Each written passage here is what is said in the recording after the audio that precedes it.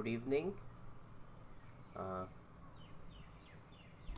Last time we talked about discount rates, we talked about interest rates. This is a simple question about cash flows. A woman who has won a prize of a woman who has won a prize is offered either a lump sum of 100,000 to invest now or 55,000 to invest in 1 year's time and another 55,000 to invest in 2 years time if all investments are assumed to earn interest at the rate of 7% per annum effective. Determine which option she would choose if she intends to withdraw the money after 4 years or after 2 years. Okay. Yes, somebody wanted to ask something.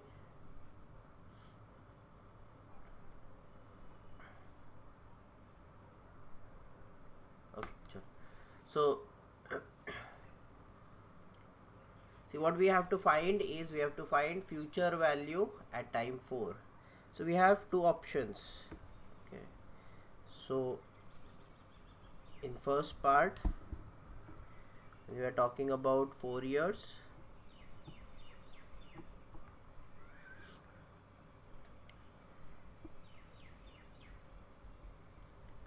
In option 1, 100,000 will be given today. A lump sum of 100,000 will be given today to invest now, and she will take it out after 4 years. So we want to find the future value here. Or in option 2,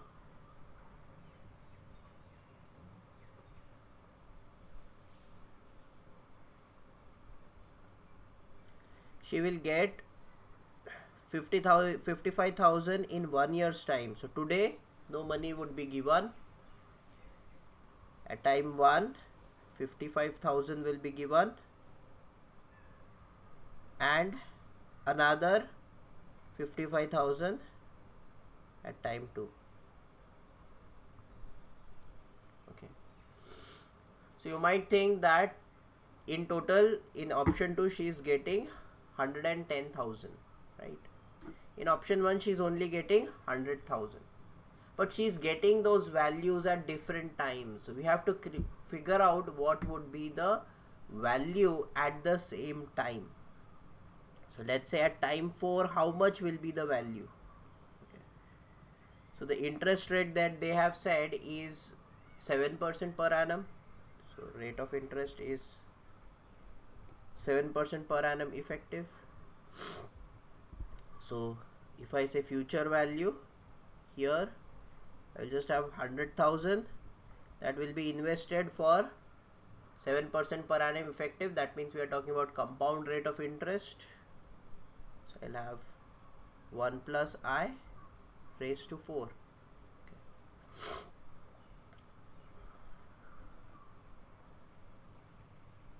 Okay.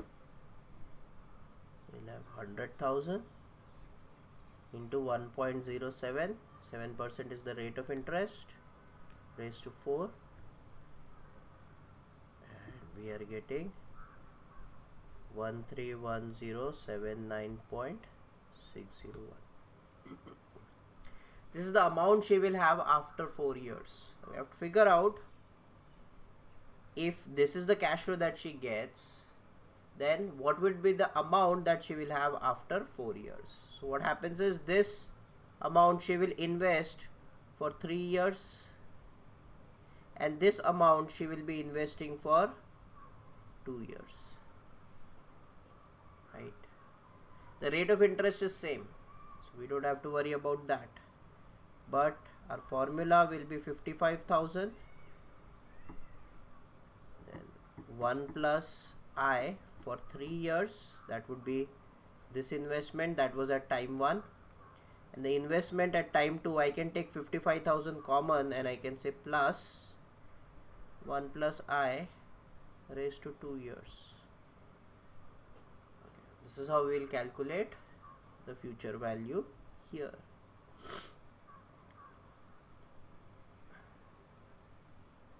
Okay.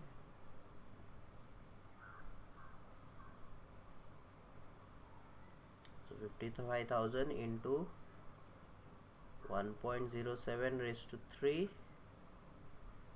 plus 1.07 square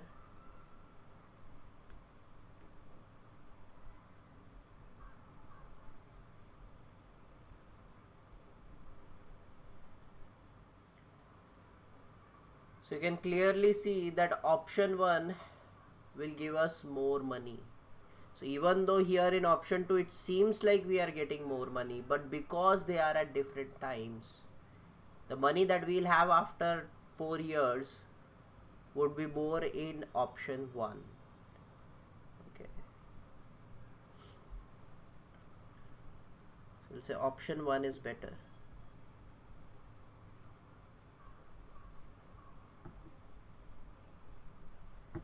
So if she is going to formula chart, see, last time I talked about this, that I will not be sharing formula sheets because I want you to make the formula sheet. Okay, and if you are talking about what we have done in the last 2 class, you will have to go through the previous videos. I'll have to search for the formulas, but we are just talking about simple interest and compound interest right now. So this is compound interest. Okay. We do share formula sheet, but as I told you, you should make your own formula sheet. That's very, very, very important. So I'll not be sharing you the formula sheet at the beginning. I want you to make your own.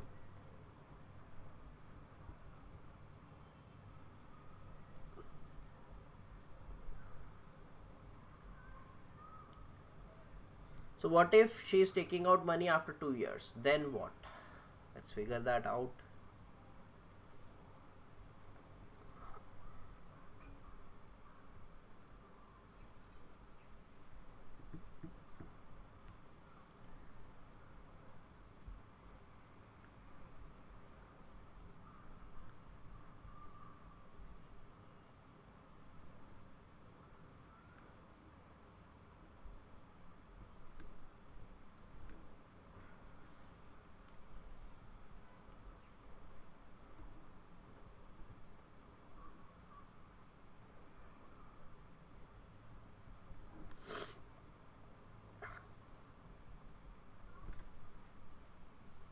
Okay.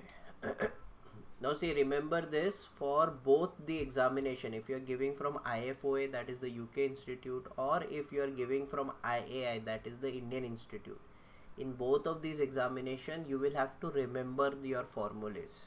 Okay, so it is always better if you make your own formula sheet, so that you have practice of writing, you remember it properly. Then while you are solving sums, you should keep your formula sheets with you, because I don't want you to get confused and use the wrong formulas. So keep the formula sheets with you, and by the end of your syllabus, you will find that 99% of the formulas you remember it properly, because you have used it yourself. You will remember them properly. Okay. Now here, this one is going to be accumulated directly for 2 years.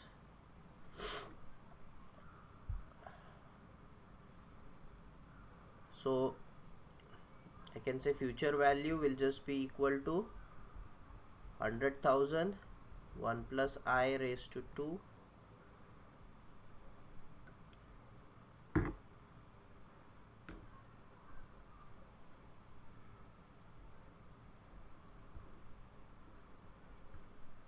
and that is 114490, right? And here what happens is, this will be accumulated for 1 year, and this is already at time 2. So this 55,000 will be given at time 2 itself. So I'll say this is nothing but future value 55,000.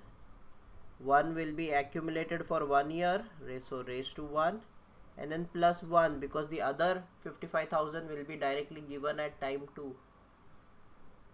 Its future value at time 2 would be this.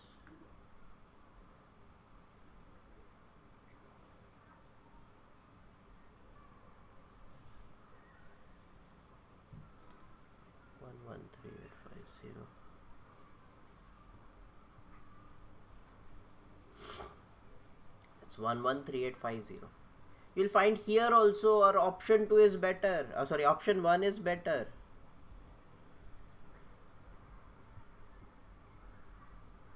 Right.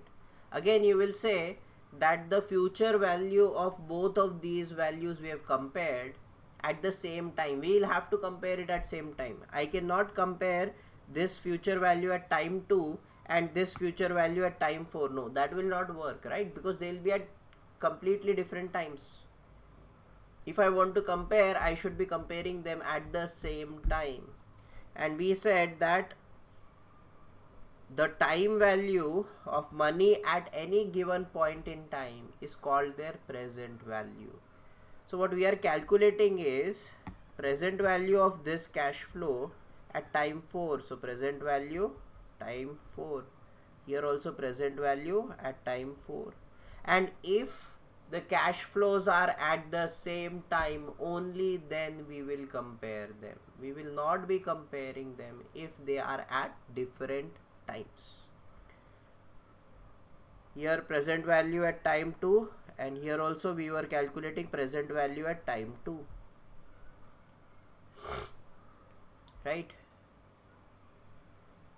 So just the difference is here we had a single cash flow at time 0. Here we had two cash flows at time 1 and time 2.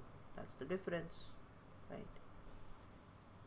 Now in both the cases you have option 1 is better. Now even if you want it to be invested for 2 years or for 4 years or 6, 10, 20, does not matter. You will find that option 1 will always be better. So you can compare two cash flows at any given point in time, and if the relationship holds there, it will hold everywhere else. Like here, option 1 is better than option 2 at time 4 as well as at time 2.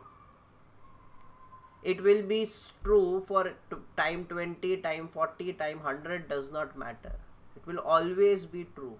It will always be that option 1 is better than option 2. So many times what we do is, rather than comparing that at time 4, at time 2 or time 20 or whatever, what we can do is we can always compare it at present value. Okay. So what we can do is compare them at present value, that is at time 0. Okay. So option 1,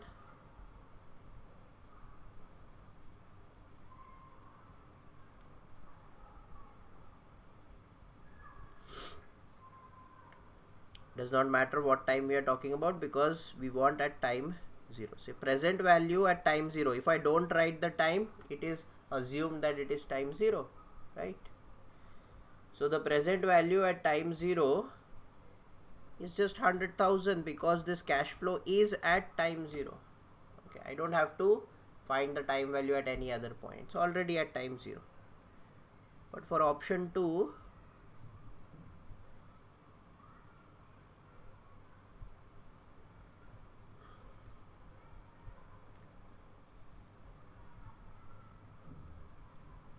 what I'll have to do is I'll have to discount this cash flow for 1 year and discount this cash flow for 2 years. Whenever we are going back in time, I'll always call it as discounting. Okay. So we are discounting the cash flow for 1 year or discounting the cash flow for 2 years. So the present value will be 55,000. The first cash flow needs to be discounted for 1 year. We discount it by dividing by 1 plus I raised to n. So 1 by 1 plus I raised to 1 plus 1 by 1 plus I raised to 2. Okay, of course you can always write it as 1.07 raised to minus 1 plus 1.07 raised to minus 2. You can always do this, no problem. Right, it's just reciprocals.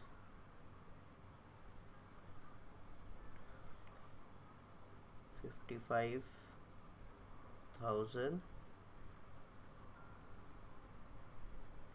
You will find that you have a minus 1 sign in your calculator. You can see here x raised to minus 1. So I can press that. You directly get minus 1, then plus 1.07. For any other power you will have to use this raised to box. So box, and I can write minus 2 in the box, come down, close the bracket, equal to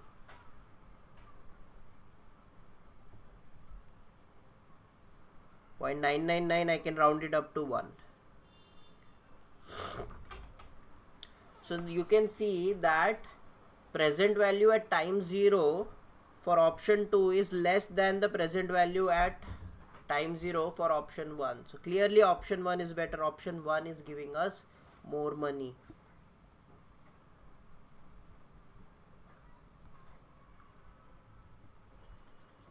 So even though we could have compared it at time 4, even though we could have compared it at time 2, but comparing it at time 0 is always preferred, because my project could be for 10 years, some project could be for 20 years, some project could be for 40 years. Finding the present value, that is time 0 value, I can compare all of those projects, right? So that becomes a little bit easier for us. Okay, so in both cases, in part 1 and part 2, we will not have to do it 2 times. We will not have to compare them at time 4 or time 2, because the options will always follow the same comparison. Okay, because the amounts are different. You can see here, in 4 years you will get more money, of course. In 4 years you will get interest. In 2 years you will get comparatively less interest. And at time 0 there is no interest involved here. That is fine, no problem. Okay, what this present value is telling us, this 99441, this present value is telling us that if I invest this much today, 99441, if I invest that much today, I can get 55,000 at time 1 and 55,000 at time 2. I can get that much as my income. Okay,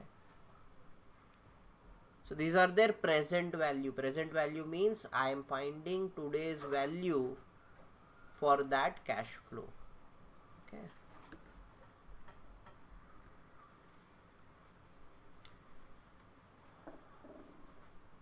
is it clear?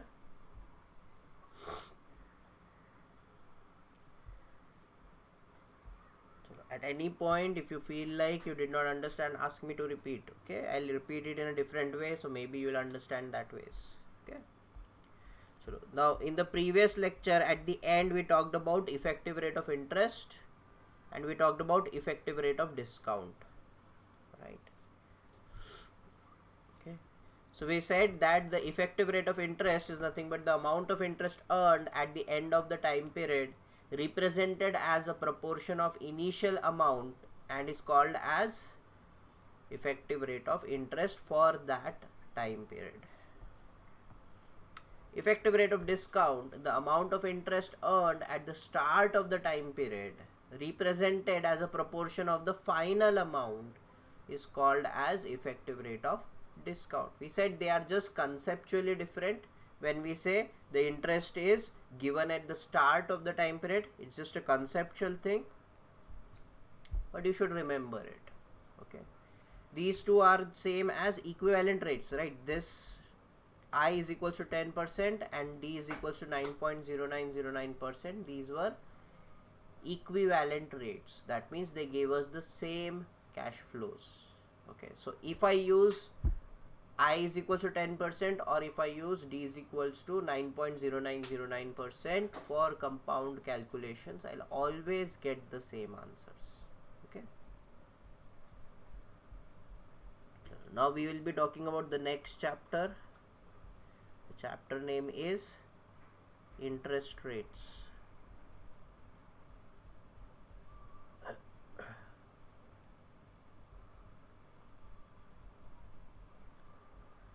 You might be saying that we just studied interest rates. What are we studying now? We are going to study more concepts of interest rates. Now, up till now, we have been talking about the interest being compounded only once a year. Now we'll be talking about what if the interest rate is compounded more than once a year. Okay. Now you would find that in bank, you might have your bank account. If you will see that every 4 months the bank will credit the interest in your bank account. Okay. So what they are doing is they are giving you interest every 3 months, every quarter. Now the calculation for a quarterly interest would be slightly different than calculation that we do for the annual rate of interest. Okay, so how do we do that? So let's say a bank is giving you interest, okay, rate of interest is, let's say, 12% per annum, but given quarterly.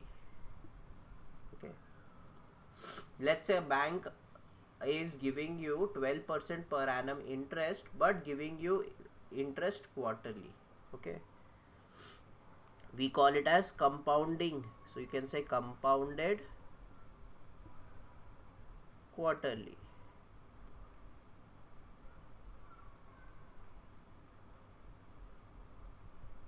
I'll say compounded quarterly. Okay, and let's say you have 100 rupees in your bank account. Okay, that means every 3 months, every 3 months the bank is giving you interest. So let's say we'll have 3 by 12, 6 by 12,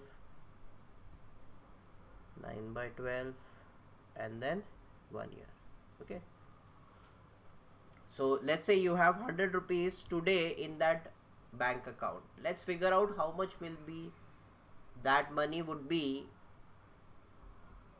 in 3 months time, in 6 months time, in 9 months time, and after 1 year. So if I'm saying that the bank is giving you interest quarterly, that means the first quarter how much interest will we have. So if I say 12% per annum,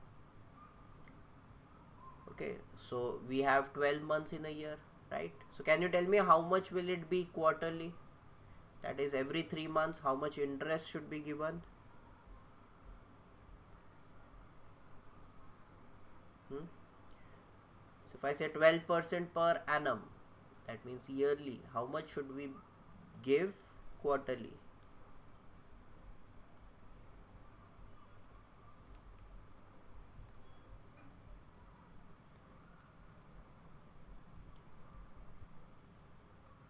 %12 per year means 1% per month.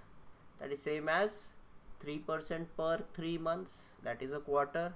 So it would be 3% per quarter.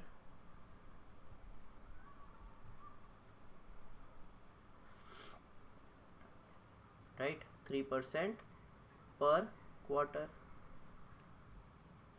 This is our rate of interest. So if the interest is given 3% per quarter, how much money will we have after 3 months?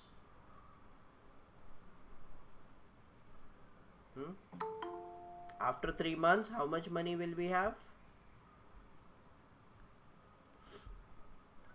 We'll just say we'll have 100 into 1 plus 0.03 raised to 1, right?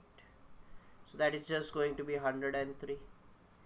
So after 3 months, the bank balance in our account is going to be 103 because the bank will credit 3 rupees as interest for the 100 rupees that we have kept in our bank account. Okay. Then after 6 months, again they will be crediting the interest.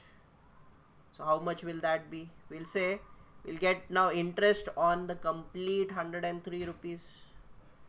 So the amount that we'll have would be 103 into 1 plus 0.03 raised to 1.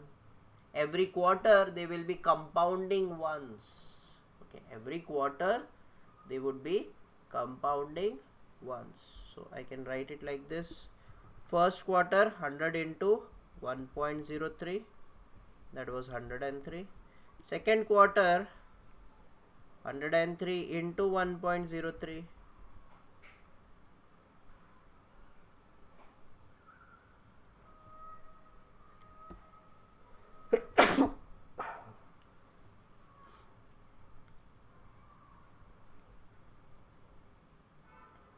So that is going to be 106.9.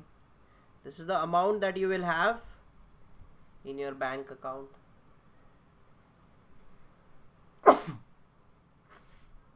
That 0.9 rupees extra is the interest given on the 3 rupees interest that you had at time 3, right? Then this 106.09 into 1.03 will give me how much?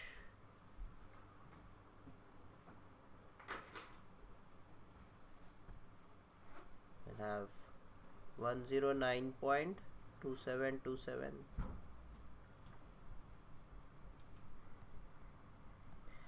And finally,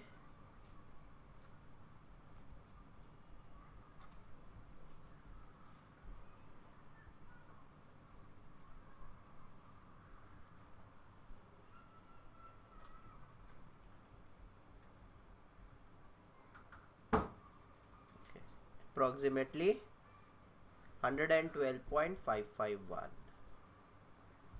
Okay. Now, if you don't look at your bank account for the whole year, you will find directly that you got 12.551 rupees as interest over the 100 rupees that you had kept in your bank account, right? You'll directly see that. So you will say, okay, the rate of interest that I am getting is more than what the bank promised me, right? The bank promised me 12% rate of interest, but they gave me 12.551.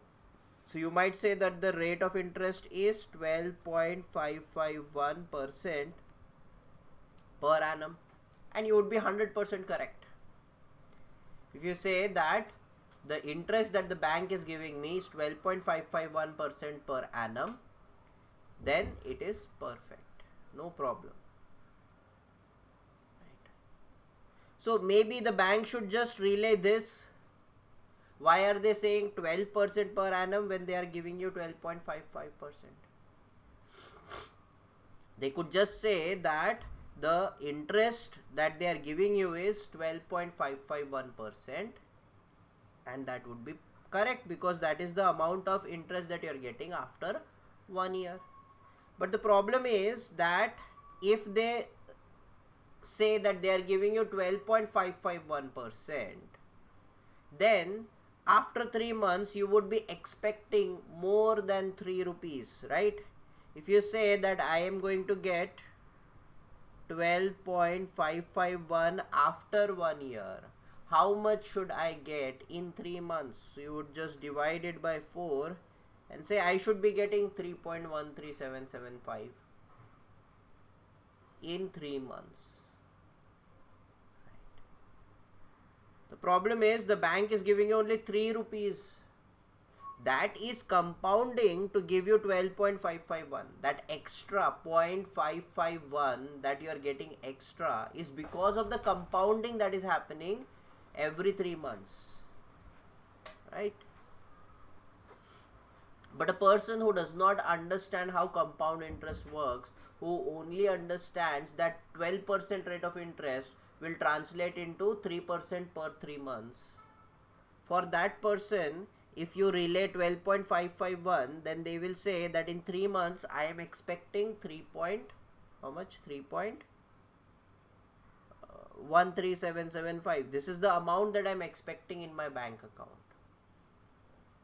But you are not giving me that much. You are cheating me. That is what the person would say. So it is always better for the bank to relay that they are giving you 12% per annum and they are compounding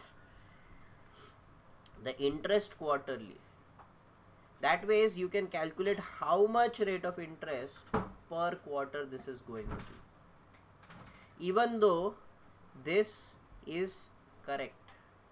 But what happens is now you need a different name for this rate of interest, and now you need a different name for this rate of interest. Right. Clearly, they should give you the same answer. That is why they are equivalent rates, but then we should name it something else. This would be our effective rate of interest.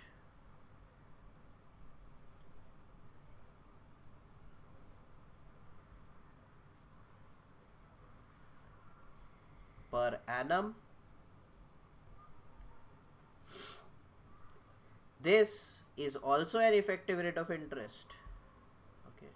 Right now what I am writing, don't worry about it. I'll explain what that is later, but this is also an effective rate of interest. This is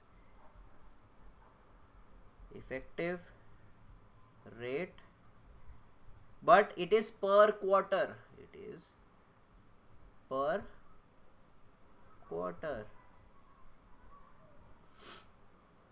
And this is called as nominal rate of interest.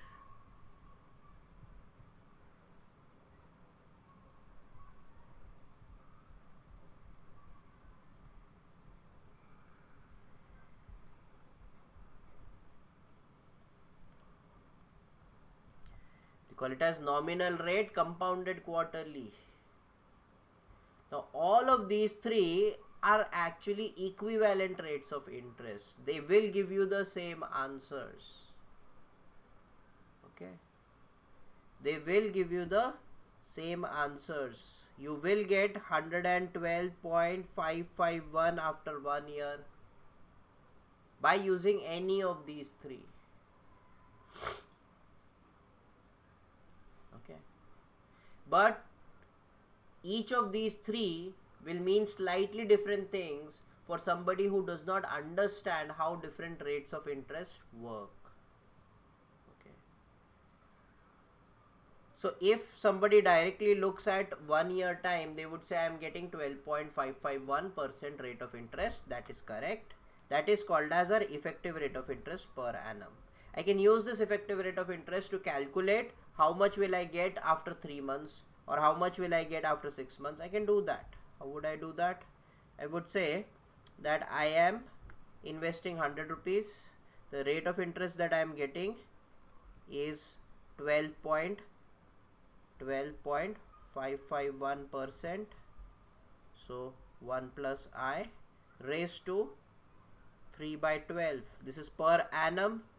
So I will write this. How many years do I have? Okay, so 3 by 12 is the number of years. So I just have 3 by 12 years. If I calculate that,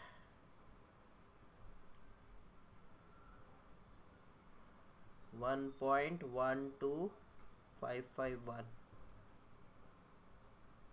raised to 3 by 12, and you can see 103. The decimal places, ignore it, because that is because we did not take all the decimal points here. We just take 12.551. It was 12.55008 or something like that. We rounded it off. That is why we are getting some extra decimal points. That is fine. Okay. I can use this 103 and I can figure out how much will I get after 6 months also. 103 into 1.12551 raised to 3 by 12, because 3 more months. You can see 106.09. So I must have made this mistake here. It is 106.09. We can try this also. 103 into 1.03. Yeah, it was 106.09, not 106.9. Okay. So you can see exactly the same cash flows. I can even calculate how much my 100 rupees will be after 6 months directly. I can say 100 into 1.12551 raised to, the time that I am talking about is 6 by 12. Right. So raised to 6 divided by 12, and you can see I get exactly 106.09.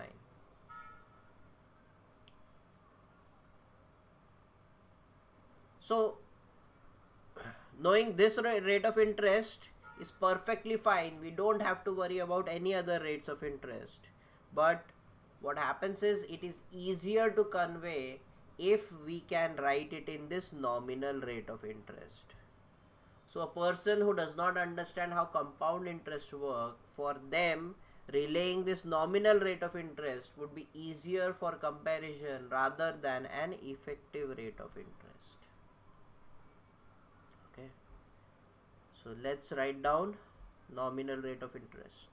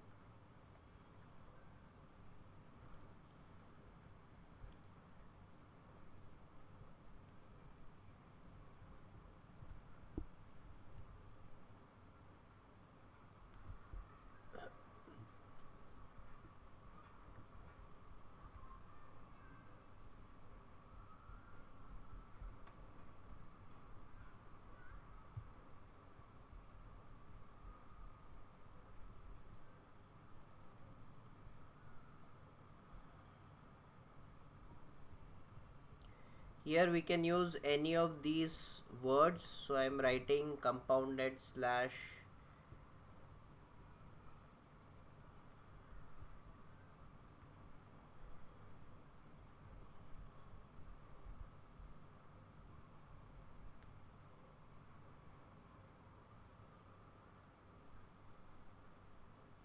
okay, let's not write it here. Okay, my mistake. Okay, this is the definition for nominal rate of interest. The annual rate of interest when interest is compounded more than once per year is called as nominal rate of interest. We'll represent it as IP. Now these brackets are very important because this will become I raised to P. We don't want I raised to P. This is a symbol that we are making, that is IP. Okay. So the effective rate of interest per annum was just I. That is why you might see that I avoided writing I here. Right? Because that is not I we will use for effective rate of interest per annum. This will become nominal rate of interest per annum. So this is, we'll call it as IP.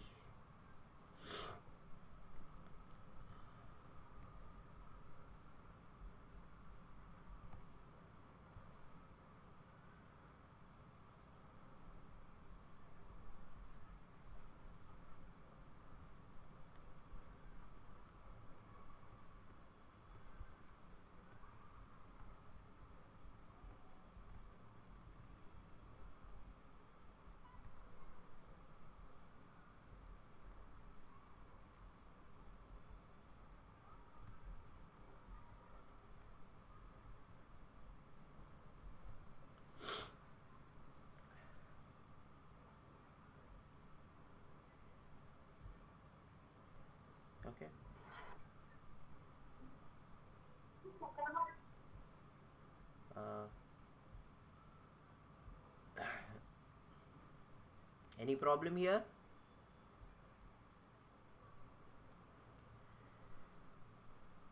Now, Sir, it will yes, be used for half yearly, quarter yearly. yes. So we'll talk about all those different conversions that we can use it for. Okay. Okay. So IP by P is going to be an effective rate of interest. Now, like here, I wrote I 4 by 4. Right. This I 4 by 4 tells us that it's an effective rate of interest. So this is an effective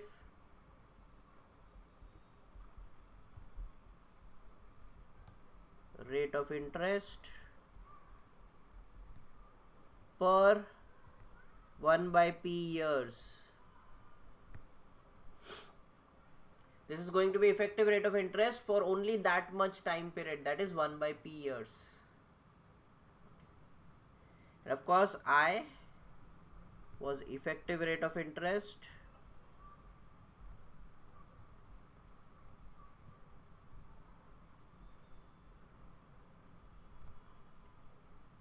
per year or per annum. Okay.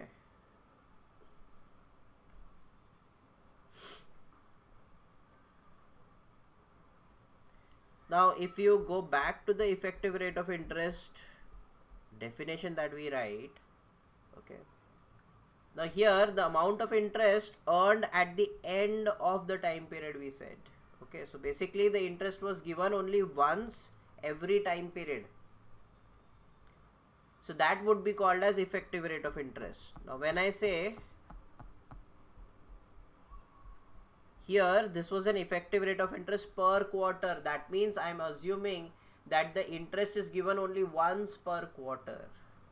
And if effective rate of interest is interest is given only once per quarter, then we can use this 3% per quarter to calculate how much money we will have at any time period. Or we can use this effective rate of interest per annum. This can also be used. I showed you how to use this. Both will work. Both will give you exactly the same rates of interest. So these are equivalent rates. So we always use effective rates for calculation purposes.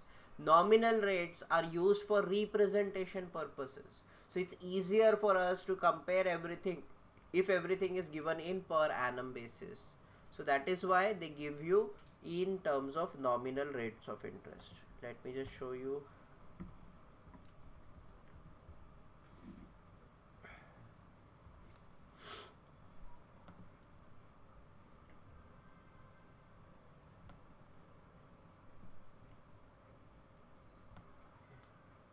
Now this is fixed deposit rates for the SBI. Okay, now senior citizen, let's not talk about that. Let's see the general public. Now you'll see that they have given you two rates of interest.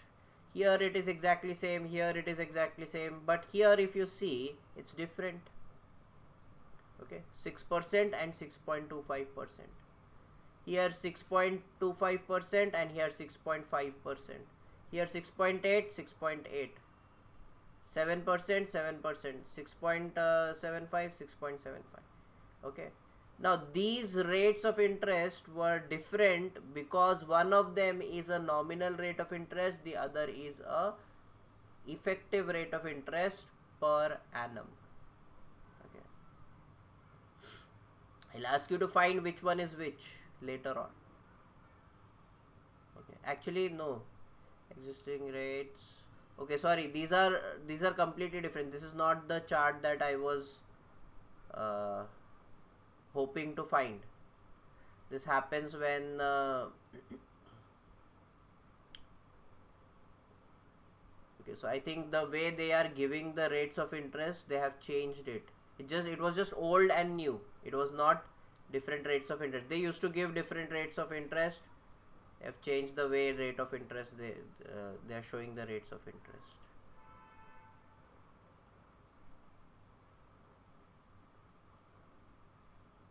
Okay, anyways, the rates of interest that they are showing are nominal rates of interest. this 2.7% per annum, this is the rate of interest that they give you on your savings account, or 3% per annum. Now I guess it is 3% per annum. Okay, so this is the amount that this is the rate of interest that they are giving you on your savings account. Okay, and this is going to be the nominal rate of interest. Okay, this rate of interest that they have shown here, home loan, this is going to be effective rate of interest. This is not going to be nominal. But so many times they write effective, many times they write nominal. Okay, we can figure out when they write what, but that is more of remembering rather than any logic behind it.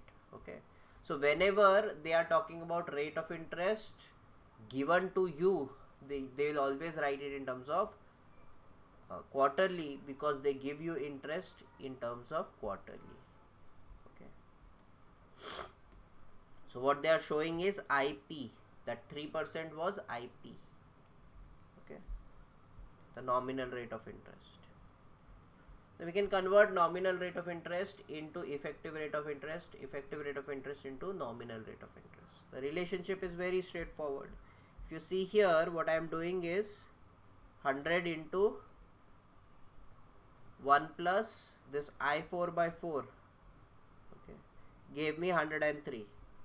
Then this 103 into again this 1 plus I4 by 4. So basically I'll show you, I'll say 100 into 1 plus I4 by 4 raised to 1 got me 103. Then 103 into 1 plus I4 by 4 got me 106.09. So I can substitute this here, right? So basically I can say 100 compounded 2 times will give me 106.09. Right.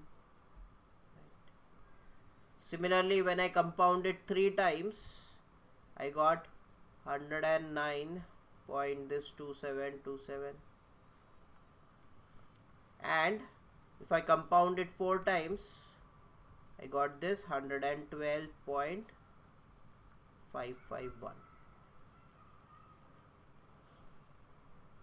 The another way that I can get this is this, that was our effective rate of interest. I can say 100 into 1 plus I, that is our 12.551%, raised to 1 will give me 112.551. So that means these two accumulation factors are equal. These two accumulation factors are equal. I can use this relation. I'll say 1 plus I, the whole raised to 1, was equal to 1 plus, instead of I4 I'll write P, IP by P. And if you see, how many times did we compound? The same number of times that we have here, we compounded it here. So that is P. Okay. So raised to 4, sorry, raised to P. I can use this relationship now to find IP in terms of I and I in terms of IP. I can say I will just be 1 plus IP by P raised to P minus 1.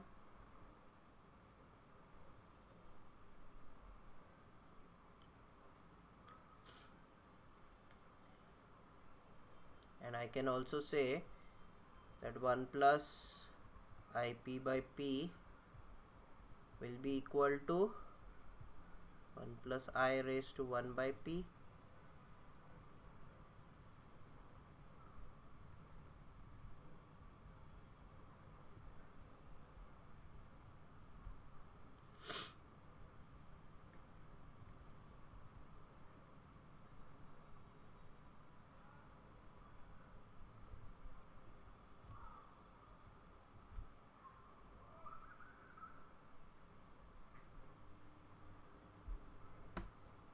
This is the second formula. can convert I into IP, we can convert IP into I.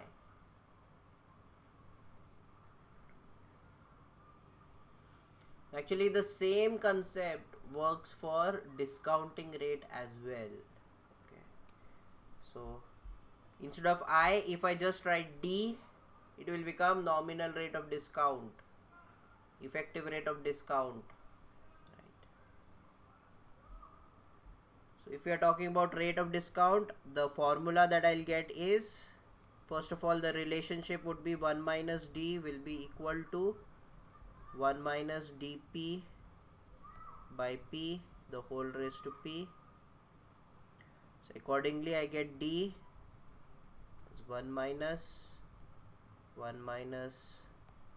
dp by p whole raised to p. Okay, this is one formula. The second formula,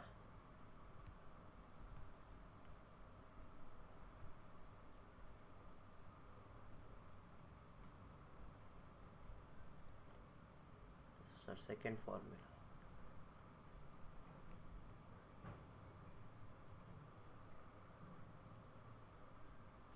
Another set of formulas that you will have to remember. Okay.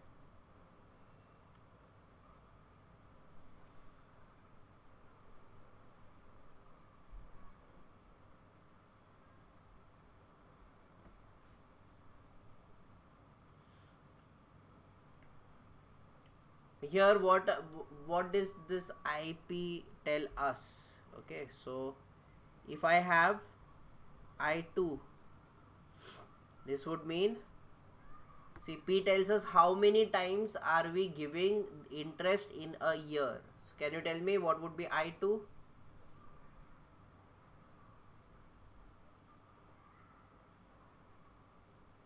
How many times are we giving? So we are giving it 2 times a year. Interest is compounded 2 times a year. So that would be called as half yearly or biannually.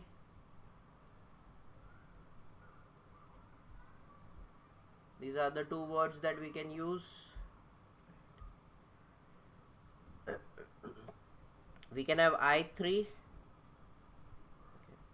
Now see, the same thing will work for D also. D2 is also biannually or half yearly. So the interest is given half yearly or the interest is given biannually. These are the terms we shall use.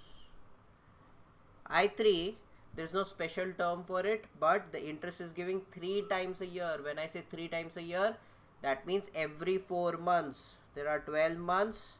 If I divide it by 3, I'll get 4. Okay.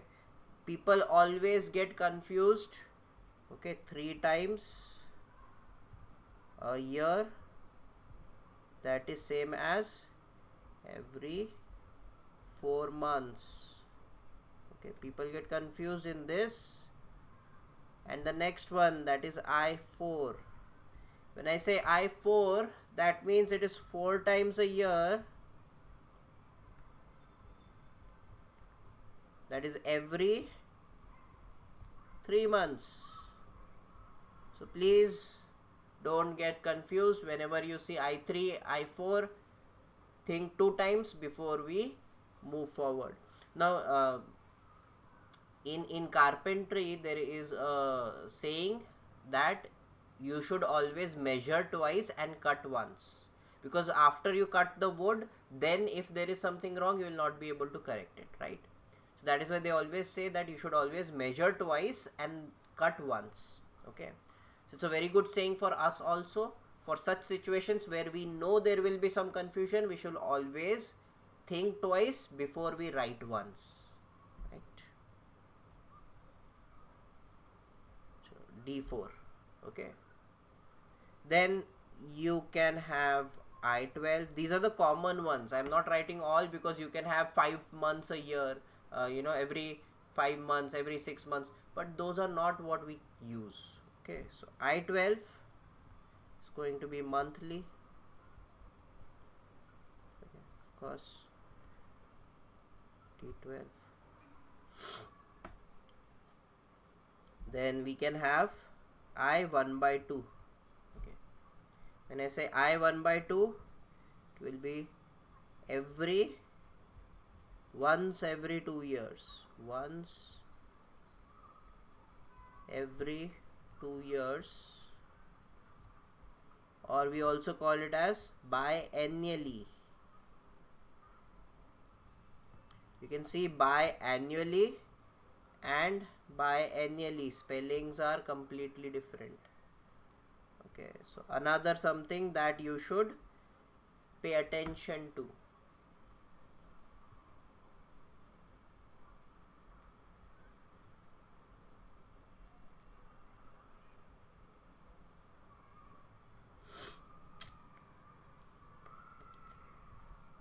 uh, 1 by 2. Okay, so once every 2 years, if interest is given once every 2 years, we'll call it as biannually.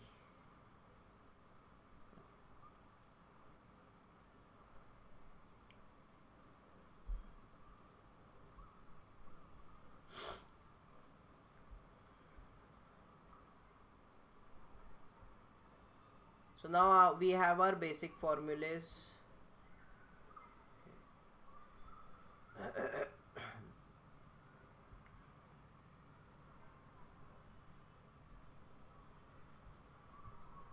So the formulas that will be important. See, from this chapter we'll not be talking about simple rate of interest. All of these nominal rates of interest will always be of compound. So whenever we use the word effective rate of interest, nominal rate of interest, we are talking about compound rates of interest only. Okay, we are not going to talk about simple rates of interest. Now I'll just give you a question.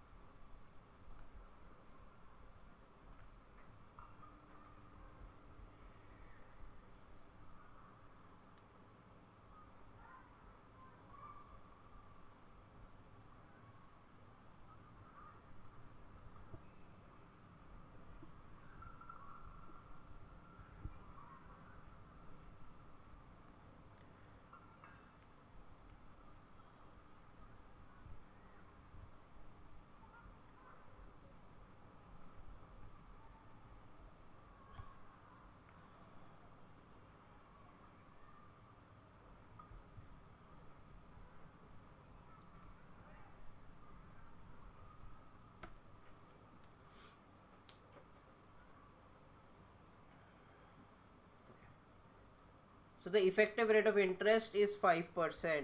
So I is given as 5% per annum. Now we are to calculate all of these different rates.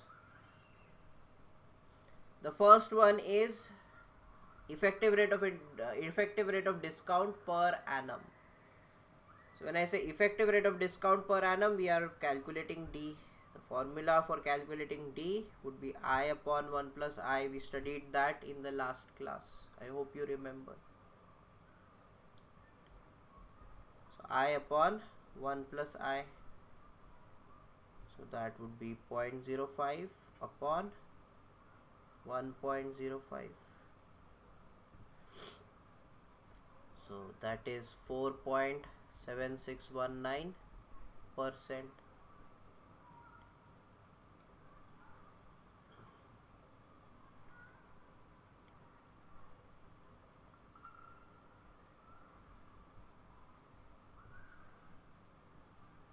Second, nominal rate of interest convertible monthly. Can you tell me what are we calculating?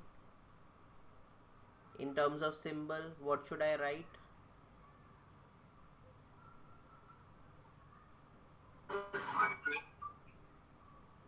I could not hear you. Could you repeat?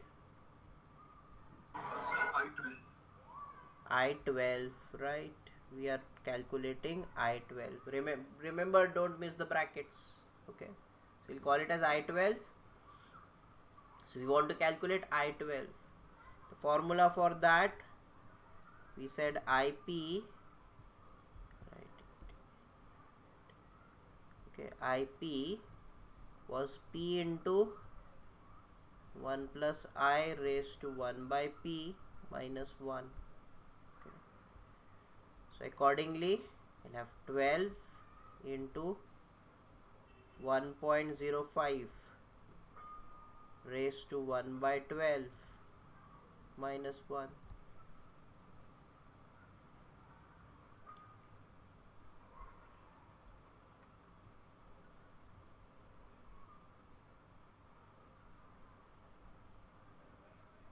So raised to 1 divided by 12, then I come down, minus 1, back close.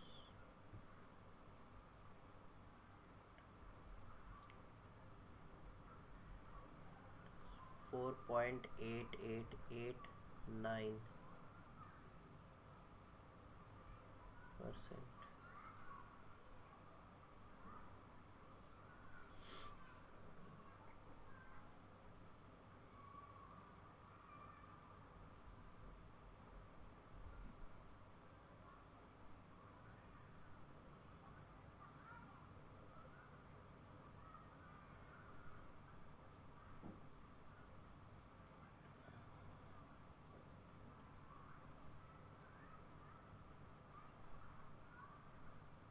Then annual rate of discount payable quarterly. Okay. Now I did not use the word effective. I did not use the word nominal. Okay. But you have to look for two things. First of all, we said payable, convertible, these kinds of word, right? Compounded, payable, convertible. These kinds of words will tell you that either this is nominal rate of interest, or in this case nominal rate of discount, or it is going to be effective for that time. Nominal rate will always be an annual rate of interest. So it's an annual rate. Either I can use the word annual rate, or I can use find the rate of discount per annum payable quarterly. So this is what you're looking for. If you want to know whether we are talking about IP or whether we are talking about IP by P, the difference is going to be whether we are talking about the annual rate or not. So because we are talking about annual rate, it is going to be IP, that is nominal rate of discount. So discount, that is why D, and it is quarterly. So quarterly means 4 times a year.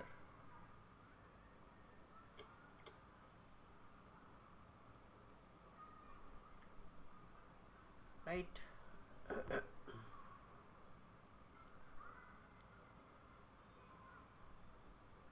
So for D4, we will be calculating with dP being P into 1 minus of 1 minus D raised to 1 by P. So we'll be using D for that.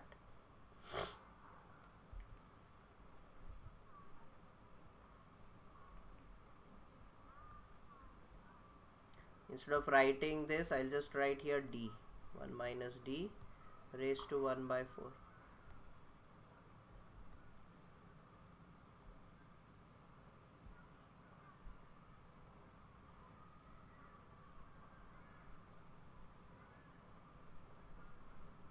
One minus 0.047619 raised to 1 divided by 4, bracket close.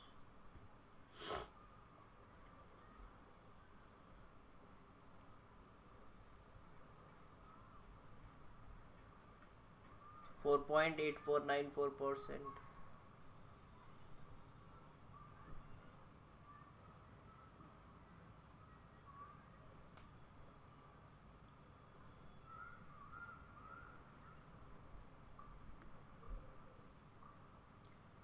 Then we are talking about now here rate of interest biannually. When I say biannually, that means 2 times a year, right? So we understand it is 2 times a year. But are we talking about nominal rate or are we talking about effective half yearly? Okay, when I say half yearly, that is same as biannually. So you can see there is no per annum here. There is no annual rate. There is no per annum. There is no word nominal. So we are talking about the rate of interest that is given every half year. So if the rate of interest every half year is going to be an effective rate of interest. So this is I2 by 2. This is what we are trying to find.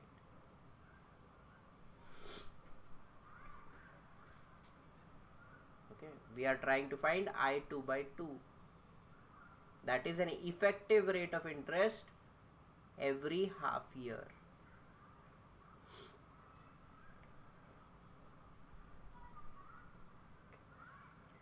So all I have to do is take this down here, that becomes IP by P. I don't need a separate formula for it. It will just be 1 plus I raised to 1 by 2 minus 1.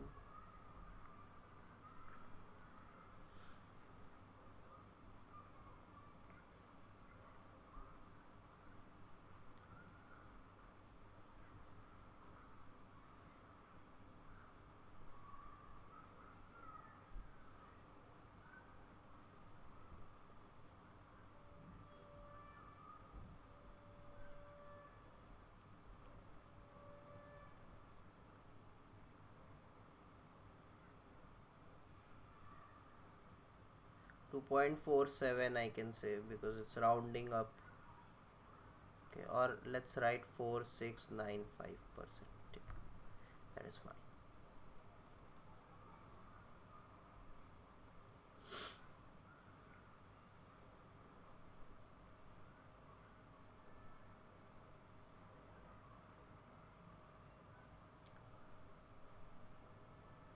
So I hope this was giving an idea about the difference between nominal rate and an effective rate. These two are effective rates per annum. Effective rate of interest per annum and effective rate of discount per annum. This is nominal rate per month. Nominal rate of interest per month. This is nominal rate of discount per quarter. This is effective rate of interest per half year. Okay, so whenever we have a nominal rate of interest, it is going to be annual in nature. You will see that 5%. This is also nearly 5%. Of course, they are not going to be same. Okay, I'm just saying, but 4.7 is near to 5% than any other number. Okay, you will see here again nearly 5%, again nearly 5%. because these are all annual rates of interest converted from one to the another. So these will all be what do we say, what word did I use, equivalent rates. Yeah, these are all equivalent rates. Okay, these are all equivalent rates. This is not an equivalent rate. So here I would say this is per annum, this is per annum, this is per annum, but this is per half year. Okay, this is also equivalent, but the time period is completely different. All of these four were annual rates of interest, whereas this was half yearly rate of interest.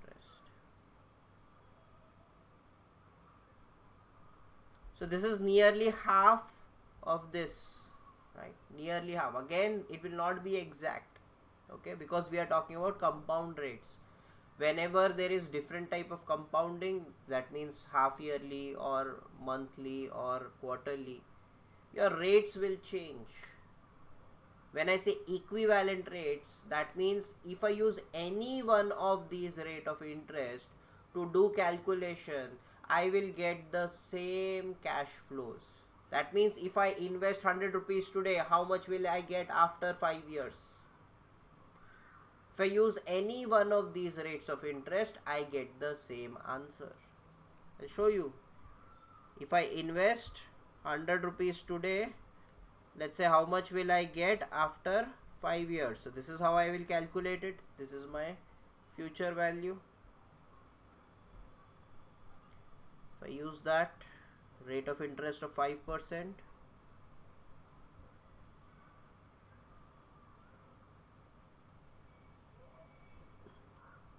I will have 127.628. If I use this I-12, my equation will become slightly different, because I am not going to use effective rate of interest. This is what I will be using. Instead of 1 plus I will be using 1 plus IP by P raised to P. Okay. So instead of 1 plus I raised to 5, okay, so first of all 1 plus I will be using 1 plus IP by P. So in that case I12 by 12, the whole raised to 12. And if I want raised to 5, it will be raised to 5. This is what I will be using. So 1 plus I12 by 12 raised to 60. Okay. So what happens is here I12 by 12 will be effective rate of interest per month. This becomes effective rate of interest per month. And how many months are we going for? We are going for 60 months. That is why I have 60 here. Okay. P into N, that is what we get here. Okay.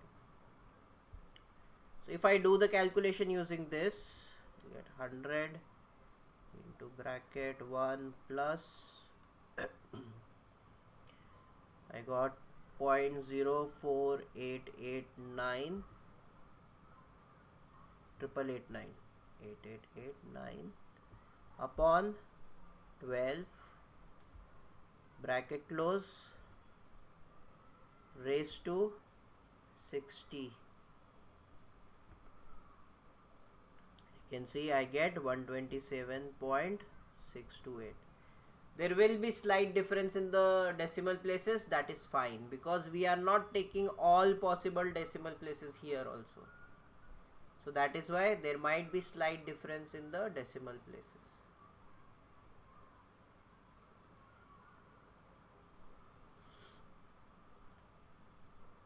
You can also use the rate of discount for doing the same thing.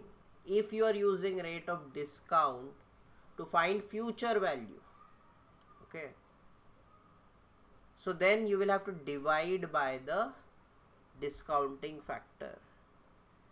So 100 upon, or I'll say into 1 minus d raised to minus 5. Okay, either you can write that or upon 1, 1 minus d raised to 5. If I use this rate of discount, 100 into bracket 1 minus 0.047619 raised to minus 5.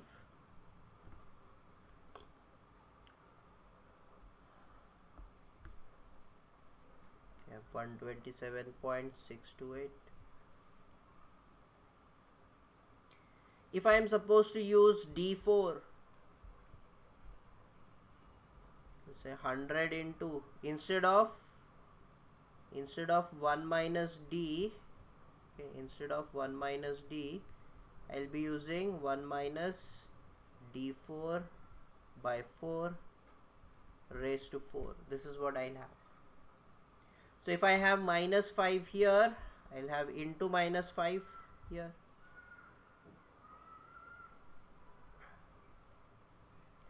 So I'll have 1 minus d4 by 4 raised to minus 20. Again, in 5 years, I'll have 20 quarters. When I say D4, I'm talking about quarterly rate of interest. So this rate of discount. So this D4 by 4 is actually quarterly rate of discount.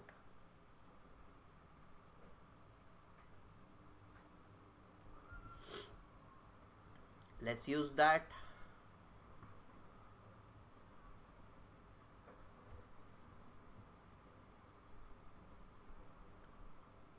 It was 0.048494 upon 4 raised to minus 20.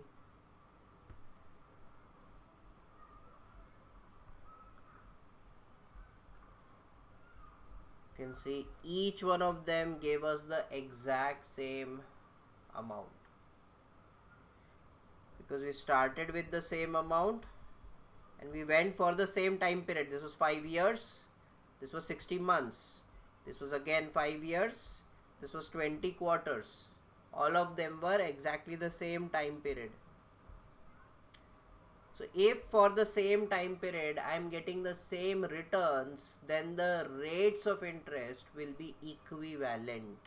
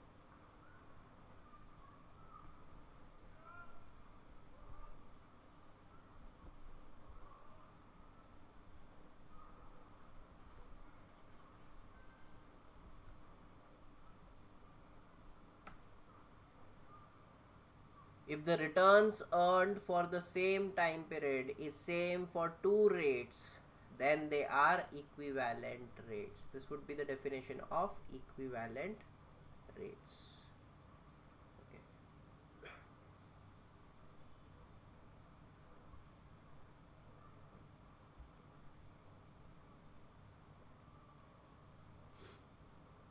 So I hope you understand equivalent rates.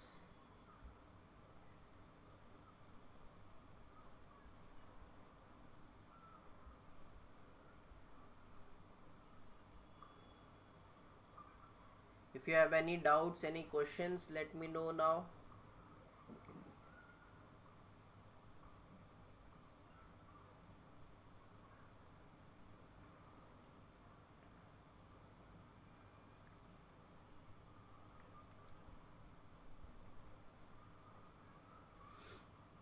So last time I did say that you should start making formula sheets.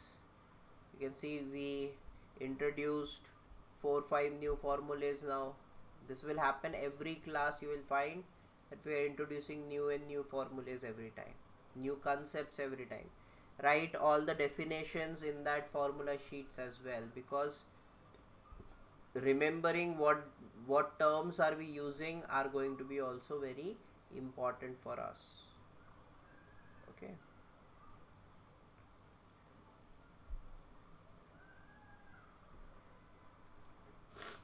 Because if you understand the wordplay, then you will be able to calculate it very easily.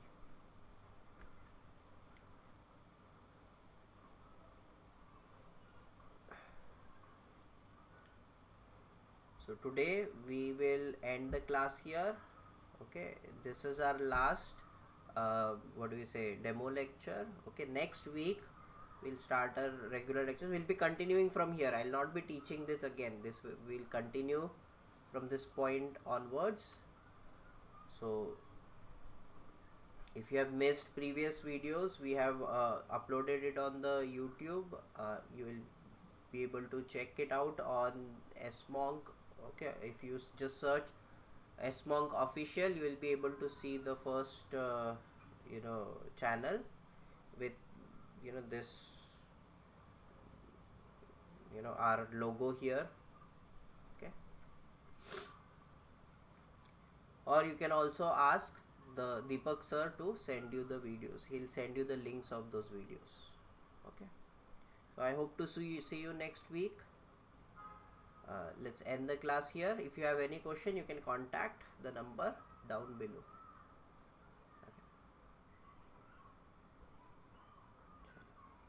Okay. Bye.